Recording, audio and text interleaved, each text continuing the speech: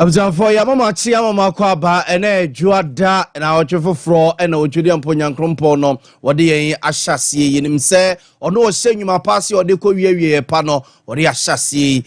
na wotwi mu nsire mu nipa emu empeja ne kese nyina wode adom yenje so amen anopa nsamu a eba opata bebrese pasochi wo mamu na akekese ni abia wo bia no anopa yeba na yede ababesom Sompa television so ni wotie nka obono ni afumantem ne mu a Sompa 98.9 FM eso na wasoguso wotie no sa wo bono istia tachima na nkransa kintampo Sompa 90.7 FM ekutemu wo honom na asantema ntem ne mpotam nyina Sompa 93.1 FM so eso so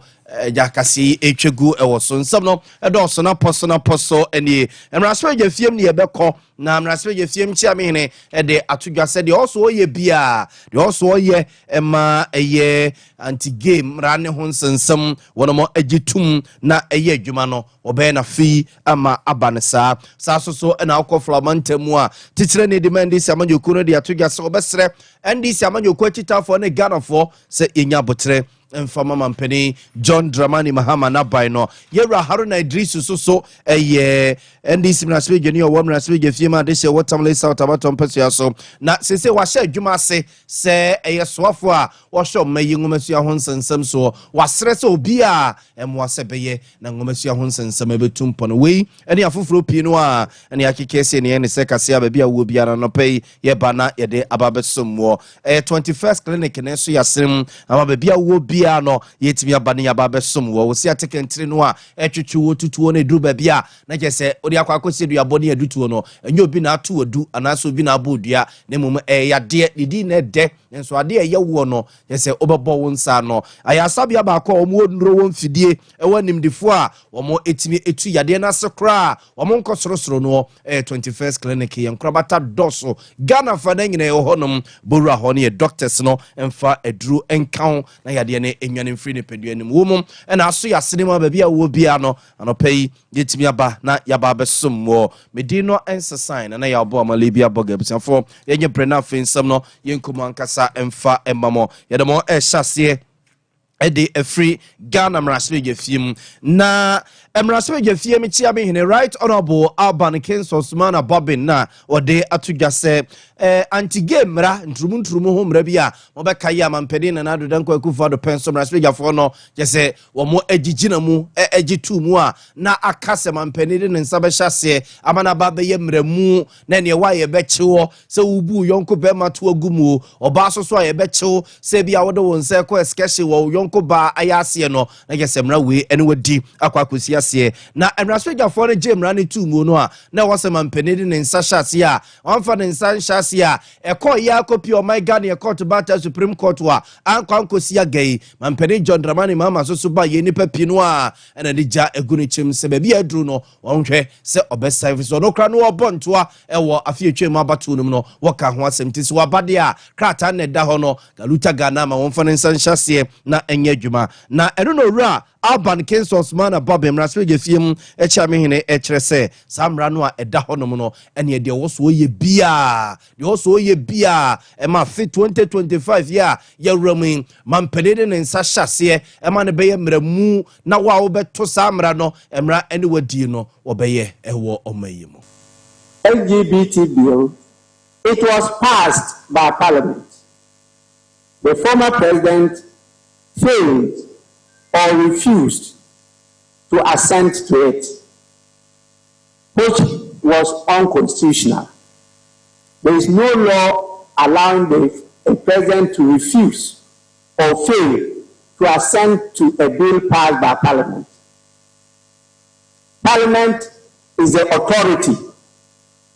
on passing laws, not any other person, not president. So he was wrong. And all of you together punished him for that. I am going to write and send it to the new Attorney General and Minister for Justice for his comment for us to resend it to the new president for his assent.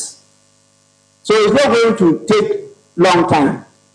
I am Raspe Jefie me hene right honorable Alban Kinsos Mana Bobin yetene kan we yamra na je say udin komo de afasa game ranwa Raspe Jafo no gigina mu hwe say be hye ne duru ba bia wo se mampede ne nsa hyase a mampede na nado danko akufo de ye ne semra no emu niama ne bi wo hono mu a ensene tirimu ntebe ya wo bo ache de akwakomo my Ghana ye court battle Supreme Court no ma hwenim yiru na se kire o de ne nsa be hyase o de ne nsa akwa hyase eno na Raspe Jefie mchame hene HSA mampeni a wabai John Dramani Mahama wombesa so abo akire di akwakoto nanim ye to aso ne de manko mampeni John Dramani Mahama na tena ye na buzianfo se ye mo kase mampeni John Dramani Mahama wo Kenya bonten so a nhemu bi a ekoso wo Kenya no African Union wono mo nhemu niema bi o mo fi so mo de wuraku no mo a ebegina ye na CPS sita no ene ni nyina omo ade ko na kese omo akwako keka adwuna sieni na eno na sanhyiemu no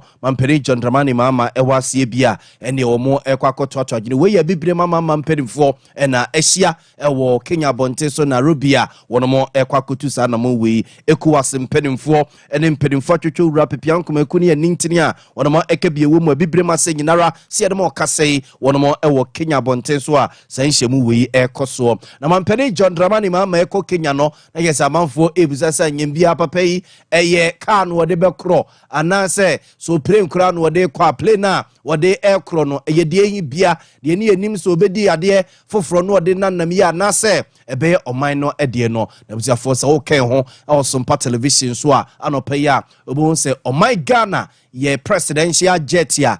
sada kwasibro ni beka no a yinim se ye wo no eno na mampere John Dramani Mahama ede ko Kenya bonten so a sabri chese mperifo e kan ho ene na ekoye onu nyina akwakudura omu esi de every edupre ni wiemhyeni mu na emperimfo a wo Kenya bonten so aba be hia no ma na kwaba enti mampere John Dramani Mahama wo Kenya bonten so na we no okono na kesensemtwefo ya fi ye ni kotwe wisi ehuneti asantem wo pepe se jare bobo a na ye de ehwe sa nyembia papa wo kono wo kofro edupre no a ye de ahibia na so we de yehu ye na kese Ghana presidential jet na mampeni John Dramani Mahama ede eko Kenya abontin eso yentwaso na yemfamo enkogumasium ora Haruna Idrisu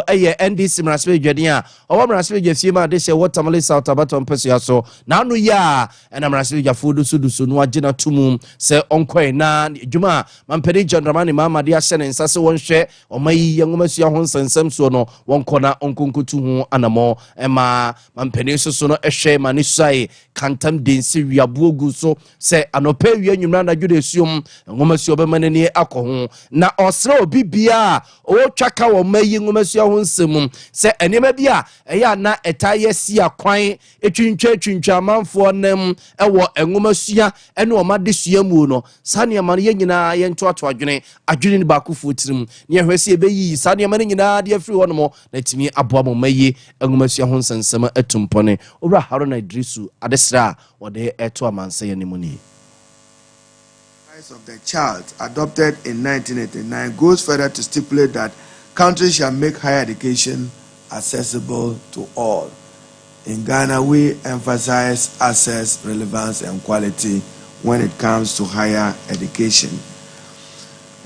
When it was adopted by the UN in 2030 to work towards Agenda 2030 in September 2015, the international community recognized that education is essential for the success of all 17 of the SDG 4 goals. Observant we honorable Haruna Idrisu ene yete nenke we mrasbe dwania owa mrasbe jefima de se watermele South Abaton peso yaso wosaso soafo a wona hwe mayi ngomesua ho nsensem so na wahye adwuma ase a wode sa de serewi eto omamu no nyina animu no afi yemfam nkwa honene ho nsensem na soafo hwe mayi ya honene ho nsensem kire energy ministry so ora John Ginapo we mrasbe dwania wo mrasbe jefima de se wo ya pekusugu Abaton peso yaso na ene wate basom ko bi akeka nipa be ensom bi asieni a wo mo eba behwe se anyambia na be safata se wo mayi ECG ene yema ankrankredu o musika ababedru mu no mai kra ya won ne ho nsensem mu no aban ebia so otwe ne ho afiri ho na nkia makwa ma ankrankra wo mo nsem wo bie de wo ho ababedru mu a anyembia bebo na safata abo mayi eno na urayi akeka nipa benso bi asie ne a wo mo ewonim de wo sue hu no e wa hone ne ho nsensem mu a wo mo ekwawre wakobusa beru akeka de ma asie ne plase no mababetu abanfo na o ma kire ebia na mo a abai etu a ebeboa emo mayi ho ne de ho nsensem agira yi na abribia se dumso a eya na garafo yesuro ho no yetime ene na tonkwanta apai na emra ora John Ginapo eya amamre ne amane na wada se ura num we edi no ensem o de tudwa eni.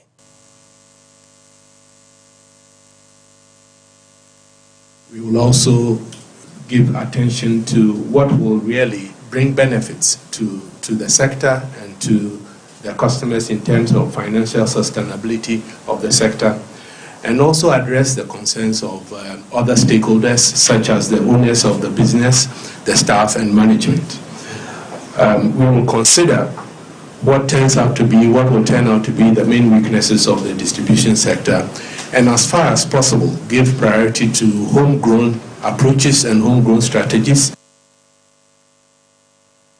Abzafonti committee no a ora John Abdullah Ginapo energy minister watie na mampeni ahwe amanatie no abzafo openi amisa ata ena eye titreni eda ano ena na ochichirim adwuma chese omode ama omo no senombesi ayo ede afa ora John Ginapo so edinsem kakra eto so sei. Get the distribution sector properly sorted out. No matter what we do, the sector will collapse. And as Minister of Energy, looking at the records, I'm very, very worried. And the situation is alarming. Something must be done urgently. And so I would appeal to the public, the ECG staff, the workers' union, to give this committee maximum cooperation. If they get your cooperation, we can come up with a roadmap that's acceptable to all of us. But that will ensure that we bring about efficiency and turn the sector around.